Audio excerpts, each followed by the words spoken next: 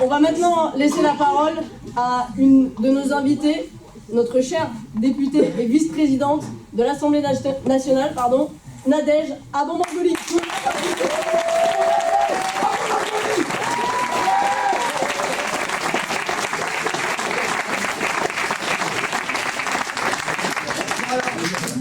Bonsoir à toutes et tous, je vais passer après chez Tania, je ne vais pas parler aussi fort, je suis désolée, on est un peu épuisé ces derniers temps, on est épuisé par la Macronie, par la bataille budgétaire, mais on n'est absolument pas épuisé pour venir soutenir aujourd'hui Neza Barandi pour cette élection municipale. Moi, je suis très contente d'être là, la vérité c'est que je ne vais pas faire dans le technique ou le budgétaire ou quoi, je ne vais pas parler forcément de la situation nationale que vous connaissez, j'en parlais quand même un petit peu. Mais je vais surtout expliquer qu'aujourd'hui, dans nos villes, dans nos quartiers, on est légitime à être candidat à toutes les élections. On est légitime parce que, je ne sais pas si vous avez remarqué, mais depuis le début de cette campagne des municipales, depuis que la France Insoumise et ses candidats annoncent qu'ils ont un programme de rupture, qu'ils veulent aller à la conquête de mairie pour défendre, je ne sais pas, au hasard, la cantine gratuite, comme tu l'as dit, pour défendre les services publics, eh bien, on est systématiquement délégitimé.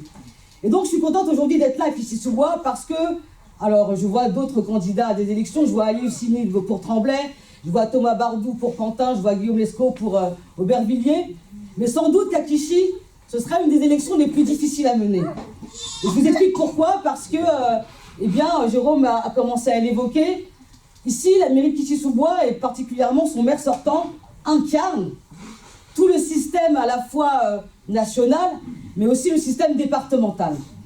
Eh bien, on a un candidat qui est maire sortant, qui est aussi recteur de l'université de Strasbourg. Mais ça vient de loin. Ça montre juste qu'on a face à nous des candidats qui se servent de nos villes pour leur carrière, mais qui ne sont pas là pour servir les Clichoises et les Clichois. Et donc, nous, notre rôle, c'est de donner de la force à nos candidats, à nos programmes de rupture, parce que face à nous, nous avons un rouleau compresseur. Et le rouleau compresseur, il est visible aujourd'hui avec le contexte social que vous voyez. On a vraiment aujourd'hui une oligarchie qui, de manière assumée, veut prendre les rênes du pays contre son peuple. On a, par exemple, et je sais que c'est quelque chose qu'on nous reproche souvent, nous, aux Insoumis, mais aujourd'hui, on a quand même une bataille à mener, une bataille contre les médias.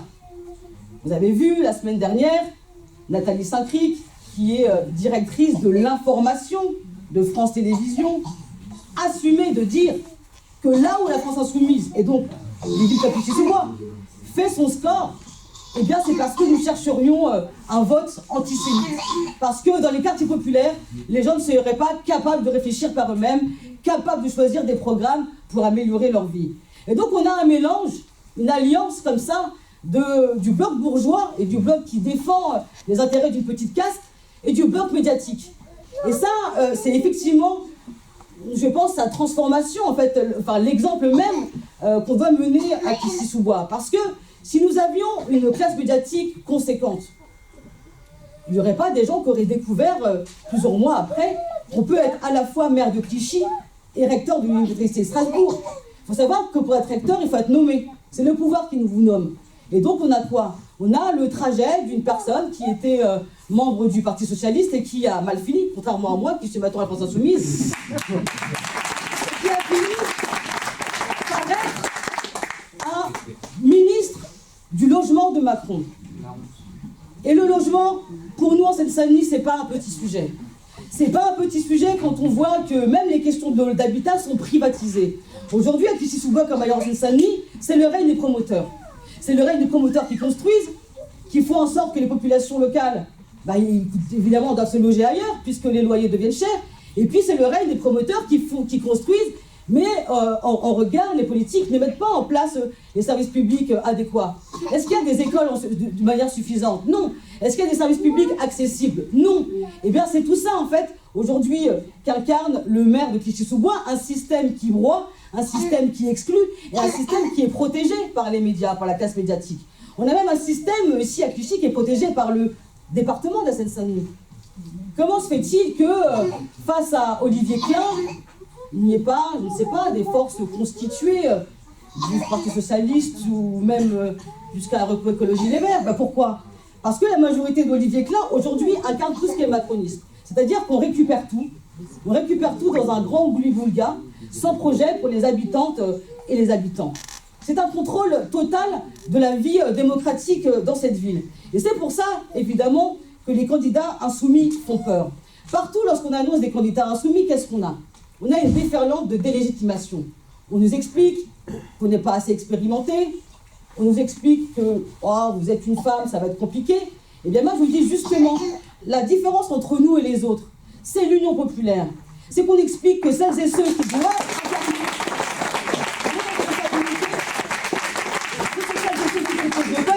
ce sont toutes celles et ceux qui le font tenir debout, qui font tenir les solidarités. Moi, je suis contente de venir aujourd'hui soutenir Neza parce que c'est la candidate qui est, c'est la candidate du peuple. C'est la candidate qui est proche de vous, c'est la candidate à qui je peux demander, dans le cadre de mon travail parlementaire, tiens, est-ce que tu as le numéro de tel sous-préfet, de tel chef de service, parce que là, ça bloque au niveau des papiers des habitantes et des habitants d'Aulnay-sous-Bois. Neza Barondi, c'est celle qui est aux côtés des AESH. Et les AESH, c'est aussi un combat. C'est aussi un combat quand même. Et pourquoi c'est important le combat sur les AESH? Parce que le combat sur les AESH, c'est un combat de femmes d'abord, parce que c'est un métier qui est exercé essentiellement par des femmes. C'est un combat parce que ça soulage des familles qui sont toutes seules face à l'adversité de devoir soutenir, accompagner un des membres de leur famille. Ce sont des familles épuisées. Ce sont des élèves qui ont droit à l'éducation. Ce sont des élèves qui ont droit à l'éducation et qu'on n'accompagne pas. Et bien c'est un combat que je suis contente de mener aux côtés de Neza. Un combat aussi, celui des femmes. Et c'est important aussi de dire que nous, à la France Insoumise, nous mettons en avant aussi pas mal de femmes dans cette élection municipale. Il y a Neza Barondi à Clichy-sous-Bois, il y aura Manon Montmirel à Saint-Ouen, il y aura c'est la mienne en plus, Elena Malandrin à Aulnay-sous-Bois. Eh bien, je suis contre Kadi Dieng à Noisy. Je suis contente qu'on présente des femmes qui ont une expérience de vie, et une expérience de vie qu'elles vont partager avec les habitantes et les habitants, parce qu'elles comprennent ce que vivent les gens au quotidien. Neza, c'est quelqu'un qui a été femme de ménage, tout comme ma mère, qui a été nounou, qui a été vendeuse, qui a été hôtesse d'accueil.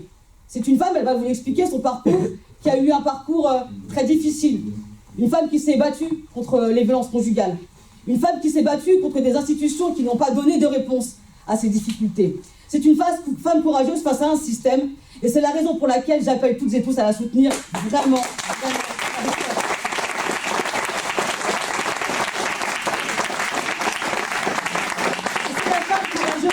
Parce que le combat qu'on mène aujourd'hui à Clichy-sous-Bois, c'est le combat contre les nouvelles alliances politiques en cours. Je vous ai parlé d'Olivier Klein qui incarne ces alliances, c'est-à-dire finalement le soutien à la Macronie agonisant. Et c'est ce que nous, on a vécu ces dernières semaines à l'Assemblée nationale. Il ne vous aura pas échappé que le budget de la Sécu, qui est un des budgets les plus importants, en fait, même en termes de montant, en fait, au niveau de l'État, c'est le budget de la santé. La santé, le paramédical, c'est ce qui détermine comment nos services publics de santé seront pris en charge demain. Eh bien, ce budget a été voté par le Parti Socialiste. Il a été voté en entérinant ce qu'on appelle, nous, une fumisterie, c'est-à-dire le pseudo-décalage de la retraite à 64 ans. En votant ce budget, alors que des millions de personnes dans ce pays se sont mobilisées contre cette réforme injuste et injustifiée, il a été acté par un vote, ce qui n'était jamais arrivé, la retraite à 64 ans. Et c'est une rupture fondamentale, centrale, avec le programme pour lequel nous sommes battus en juillet 2024 contre le Rassemblement national. Et c'est une honte. Que de prendre des gens pour des cons et de leur faire croire que c'est bien pour tout le monde. Parce que ce décalage, c'est 3 mois de moins pour 3 générations. Ce n'est absolument rien. Et c'est dire que le combat que nous avons mené, y compris dans l'hémicycle, pour ne pas que cette réforme est une justification démocratique. Cette réforme n'a pas été votée. Elle a été passée par 49-3. Eh bien, en votant le budget de la Sécu, les socialistes ont permis à la Macronie, et d'ailleurs, leurs ministres l'ont dit sur les plateaux, d'entériner la retraite à 64 ans. Et ici, à Clichy-sous-Bois, il faudra le dire, le répéter, c'est nous qui nous sommes battus contre cela. Et c'est les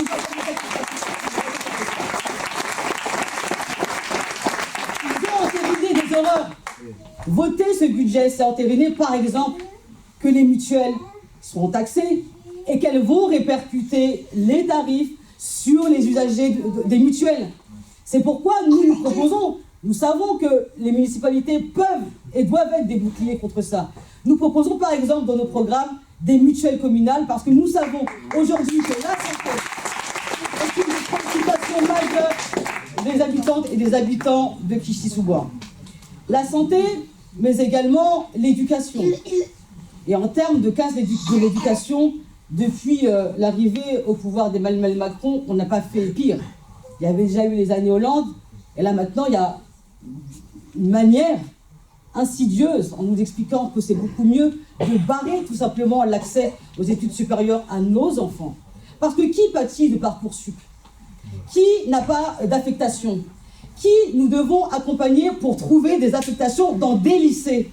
Eh bien, ce sont les enfants des quartiers populaires. Parce que ce qui est en train de se passer, c'est qu'on essaye de barrer la route à nos enfants pour qu'ils aient accès à l'éducation. L'éducation, c'est pas juste pour apprendre un métier, aller à l'école. Aller à l'école, c'est l'émancipation. Aller à l'école, c'est apprendre à réfléchir. Aller à l'école, c'est apprendre à ne pas se laisser faire. Aller à l'école, c'est lutter contre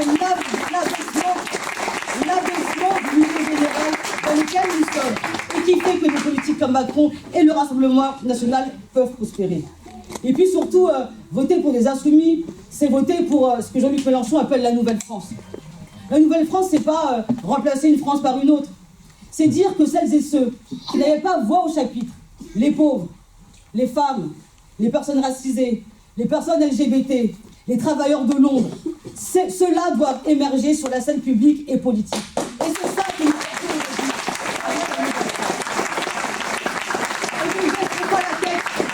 Et ne baissons pas la tête face à celles et ceux qui nous qualifient, qui nous dénigrent en permanence, parce que nous soutenons les droits des étrangers, les droits des non-blancs, parce qu'en réalité, ils parlent souvent d'immigration, mais ils parlent de nous qui sommes français, qui sommes là et qui avons le droit d'être là et qui restent là.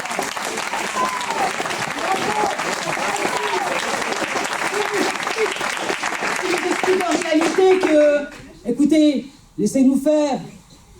Il y aura des gens qui auront des droits et d'autres qui en auront moins, les non-blancs. Parce que la réalité, c'est quoi aujourd'hui? C'est qu'on a un système macroniste qui se radicalise fortement.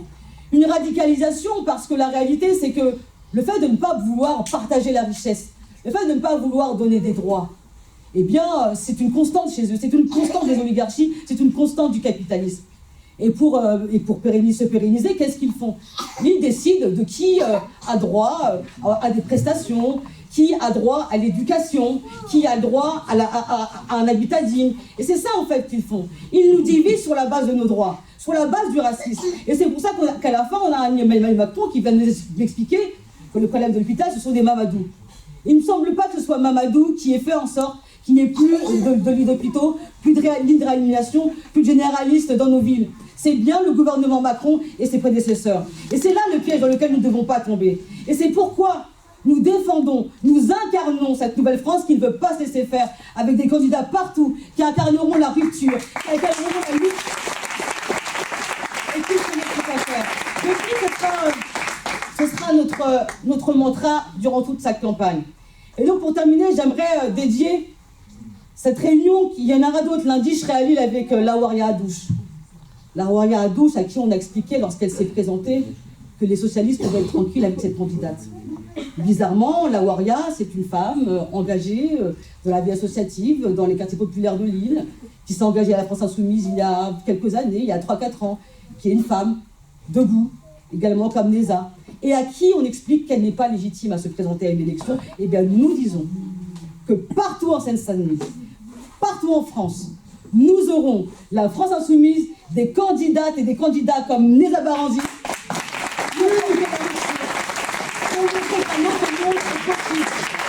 pour être la première marche vers 2027, partout les élections.